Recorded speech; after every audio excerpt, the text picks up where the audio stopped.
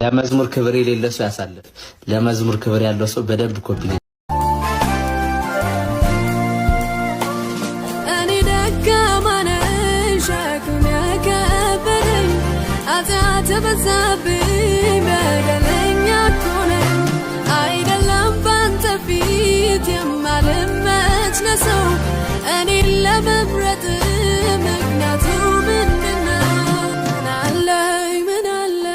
ምን አለኝ